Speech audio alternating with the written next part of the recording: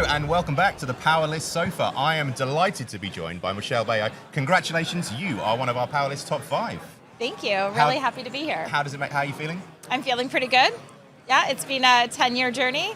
Happy to be a part of it and recognized alongside some of my amazing leaders along this country journey to nowhere just yet, but somewhere soon. So talk to me about what's got you here to the pinnacle, which by the way is my sofa. This is the pinnacle of open banking in Canada. What's got you here? I think just a passion for data sharing. I saw what was happening in the UK early on. I was actually working for a digital identity company back in 2018, focused on consent for GDPR. I saw what was happening in the UK, got very jealous on the data rights that were given to UK citizens. And knowing Canada was really about human rights, I was wondering why we don't have human data rights or consumer data rights or smart data rights or any type of data rights or updated privacy policy in 22 years. So I really just got passionate about what was happening and started following the market and actually got asked to join an organization, a non-for-profit at the time, that was called Open Banking Initiative Canada. Joined the board alongside AL, who's also one of the Powerlist. Yep. So he's on the board and really spent 3 years on the board helping them. And one day I ended up taking over as the president of the organization and decided that it was time we switched our name to the Open Finance Network, as we needed to move the mission forward.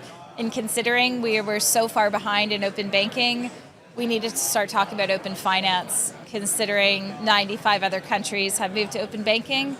43 of them have moved to open finance. And in Canada, we're sitting at the starting line, and I'm optimistic, but we haven't crossed the starting line. And I would like my kids, business owners and Canadian citizens, to have open data. Wow, a passion then, I think, is the summary there. You mentioned before we hit record that it's a team sport and that it's not just about you. Anybody else you'd like to shout out, or any organizations or?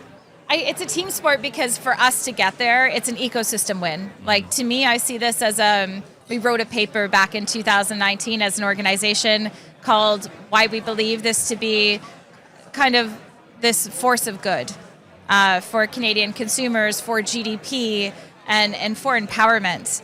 And I think when we look at AI as a catalyst at this moment, we don't have any data rights. So we're being screen scraped, 9 million of us, to use services we want access to. And then the rest of us are being screen scraped for AI with no controls, no dashboard, no ability to delete the data or remove myself from something I don't want to be a part of. And when the next economy is a digital economy and we're not having any controls of living in this digital economy, it's extremely concerning, especially because Australian citizens get access to some type of data right, and now in the UK, you've just passed the smart data law on June 11th of this year, and we don't have any of that. So I guess I'm jealous, and there's many people here today, including Adam and team from Open Banking Expo, the entire OFNC board, as well as organizations who are in the trenches trying to figure out how do we give empowerment back to consumers and SMEs, and it's time. It's easy when you say it fast, though, right? Yeah. It is, yeah. Great. Well, I'm sure with yourself and your 4 other Powerlist top 5, the industry's in good hands for the foreseeable. So let's just talk about the future quickly before I let you go back to your glass of whatever. Where do you see in 12 months' time when we're sat on this sofa? What do you see the future of open banking in Canada? Maybe in a few words, if you can. I think we have the legislation. BSA1 came out. We're looking for BSI2 to come out, hopefully this fall. What I want is a date and a mandate. In Canada, I come from telco. I've spent years in many different industries. When Canada comes together with a date and a mandate, like we had for data portability or number portability in telco, it was forced upon the telco ecosystem, and then I could switch different colors of telcos within a minute and keep my number, because that's my identity. And it was forced to allow me to have that access, but without trying to explain to me how this data phone number portability works or what APIs were used. That doesn't matter. Mm-hmm. What I want is the freedom and the security of moving my data We've already done it. That was the first use case. Now we need to move it to open banking, open finance, open energy, open telco.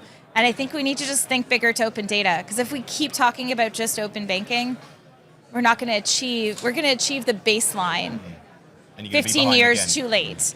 I would like to start thinking about open data, AI, open finance, and how do we encompass smart data rights and AI and open data to all come together so that consumers can have control of the new digital economy and get us to the future of finance. Because my organization at Finavator, which is my day job, is really me trying to move companies to the future of finance through open banking, through real-time rails, through access to cross-border infrastructure, real-time payments, as well as trying to figure out how to do challenger bank infrastructure and digital identity.